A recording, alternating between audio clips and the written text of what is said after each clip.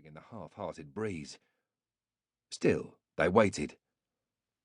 They had been successful several times on this patch.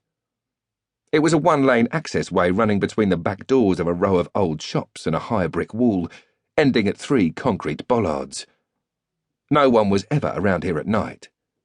There were no tenants in the flats above the shops, and even without the January miasma, this was a dark, dingy place. But such apparent ease of opportunity only made Dazza and Degsy more suspicious than usual. The very fact that motors had been lifted from around here before made the presence of this one seem curious. Did people never learn? Maybe they didn't. Though maybe there were other factors as well. The row of shops was a bit of an eyesore. Only 1 or 2 were occupied during the day. Most of the others were to let. And a couple even boarded up as if they'd just been abandoned. God bless the recession. The lads ventured forth, walking boldly but stealthily, alert to the slightest unnatural sound. But no one called out. No one stepped from a darkened doorway. The Volkswagen was locked, of course, but Degsy had his screwdriver with him, and in less than 5 seconds they'd forced the driver's door open. No alarm sounded, which was just what they'd expected given the ramshackle state of the thing. Another advantage of pillaging the less well-off. With rasping titters, they jumped inside to find that the steering column had been attacked in the past. It was held together by wads of silvery duct tape. A few slashes of Dazza's Stanley knife, and they were through it. Even in the pitch darkness, their gloved but nimble fingers found the necessary wiring, and the contact was made. The car rumbled to life. Laughing loudly, they hit the gas. It was Dazza's turn to drive today, and Degsy's to ride, though it didn't make much difference. They were both as crazy as each other when they got behind the wheel. They blistered recklessly along, swerving around bends with tyres screeching, racing through red lights and stop signs. There was no initial response from the other road-using public. Opposing traffic was scant.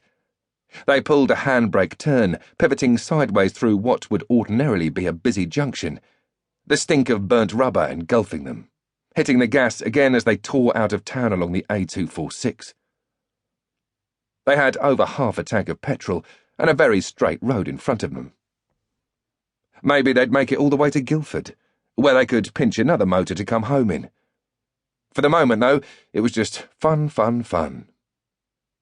They'd probably veer off en route and cause chaos on a few housing estates they knew, flaying the paint from any expensive jobs that unwise owners had left in plain view. Some roadworks surged into sight just ahead. Dazza howled as he gunned the Volkswagen through them, cones catapulting every which way. One struck the bay window of a roadside house, smashing it clean through. They mowed down a keep left sign, taking out a set of temporary lights, which hit the deck with a detonation of sparks. The blacktop continued to roll out ahead. They were doing 80, 90, almost 100, and were briefly mesmerised by their own fearlessness, their attention completely focused down the borehole of their headlights. When you were in that frame of mind, there were almost no limits. It would have taken something quite startling to distract them from their death-defying reverie. And that came approximately 7 minutes into this, their last ever journey in a stolen vehicle. They were now out of the town and into the countryside, at which point they clipped a curbstone at 85. That in itself wasn't a problem, but Degsy, who'd just filched his mobile from his jacket pockets to film this latest escapade, was jolted so hard that he dropped it into the footwell. "Fuck!" he squawked, scrabbling around for it. At first he couldn't seem to locate it. There was quite a bit of junk down there, so he ripped his glove off with his teeth and went groping bare-handed. This time he found the mobile, but when he pulled his hand back he saw that he'd found something else as well. It was clamped to his exposed wrist. Initially he thought he must have brushed his arm against an old pair of boots, which had smeared him with oil or paint. But no. Now he could feel the weight of it, and the multiple pinprick sensation where it had apparently gripped him. He still didn't realise what the thing actually was.